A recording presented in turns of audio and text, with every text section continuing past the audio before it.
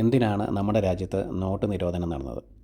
1000-ൻ്റെയും 500-ൻ്റെയും നോട്ടുകൾ നരേന്ദ്രമോദി സർക്കാർ ഒരു രാത്രി കൊണ്ട് പിൻവലിച്ചു. നമ്മുടെ രാജ്യം നേരിടുന്ന കള്ളനോട്ട് എന്ന മാരക രോഗത്തെ ഇല്ലാതാക്കാൻ അദ്ദേഹത്തിന് അത് ചെയ്യേണ്ടി വന്നു. അതിന് ഇപ്പോഴും ഒരു മണ്ടൻ്റെ തീരുമാനമെന്ന് പറയാനേ രാഷ്ട്രവിരോധികൾക്ക് പറ്റൂ. ദുരന്തർ എന്ന സിനിമയിൽ കള്ളനോട്ട് എന്ന ഭീകരത ഒരു അളവ് വരെ മാത്രമാണ് കാണിക്കുന്നത്. അതിലും എത്രയോ ഭീകരമായ ഒരു അവസ്ഥയാണ് UPA ഭരണകാലത്ത് രാജ്യത്തിന് സംഭവിച്ചത്.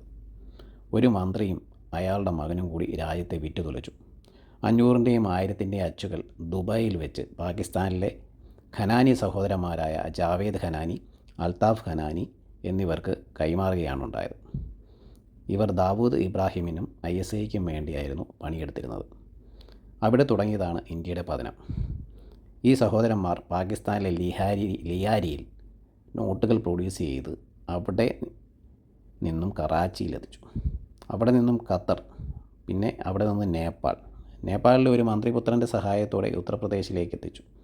അവിടുത്തെ അറവുശാലകളിലും മാർക്കറ്റിലും ദിനംപ്രതി കോടിക്കണക്കിന് രൂപ കൈമാറ്റം ചെയ്യപ്പെട്ടു. അത് സാധാരണ ജനങ്ങളിലേക്ക് ഇന്ത്യ ഒട്ടാകെ എത്തിച്ചു. ഇതുകൂടാതെ രാജ്യത്തിലെ മാഫിയ സംഘത്തിന് വേറെ ഗഡുവും എത്തിക്കുന്നുണ്ടായിരുന്നു. ദിനംപ്രതി 60,000 മുതൽ 70,000 കോടി കള്ളപ്പണം ഇന്ത്യയിലേക്ക് ഒഴുകി. UPA സർക്കാരിന് ഇതറിയാമായിരുന്നുവെങ്കിലും അവരുടെ ഒത്താശയോടെ കാര്യങ്ങൾ ഭംഗിയായി നടന്നു. ഇതൊന്നും നമ്മുടെ രാജ്യദ്രോഹി ചവറുകൾക്ക് അറിയത്തില്ല.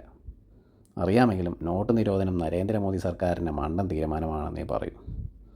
കാരണം അവരുടെ പല ഇടപാടുകളും ഇതുകൊണ്ട് തകർന്നുപോയി. അവരുടെ ബിസിനസ്സുകളെല്ലാം അവതാളത്തിലായി. റിയൽ എസ്റ്റേറ്റ് മേഖല പാടെ തകർന്നു.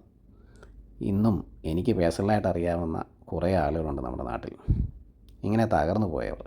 കള്ളപ്പണത്തിൻ്റെ ബലത്തിൽ ഇനിയൊന്നും അവരുടെ കാര്യങ്ങൾ നടക്കുകയില്ലെന്ന് അവർക്ക് മനസ്സിലായി. കള്ളപ്പണത്തെ കൺട്രോൾ ചെയ്യാൻ വേണ്ടി മാത്രമാണ് നരേന്ദ്രമോദി സർക്കാർ നോട്ട് നിരോധനം കൊണ്ടുവന്നത്. അതുകൂടാതെ ചെറിയ ഷോപ്പുകൾ ഉൾപ്പെടുന്ന എല്ലാ മാർക്കറ്റുകളിലും അറവുശാലകൾ ഉൾപ്പെടുന്ന ചെറിയ ചെറിയ സ്ഥാപനങ്ങളിലുമെല്ലാം ഡിജിറ്റൽ മണി ട്രാൻസാക്ഷൻസ് നടപ്പിലാക്കി. കള്ളപ്പണത്തെ ഒരുവിധം കൺട്രോളാക്കാൻ വേണ്ടിയിട്ടാണ് ഗവൺമെൻറ്റിന് ഇതെല്ലാം ചെയ്യേണ്ടി വന്നത്.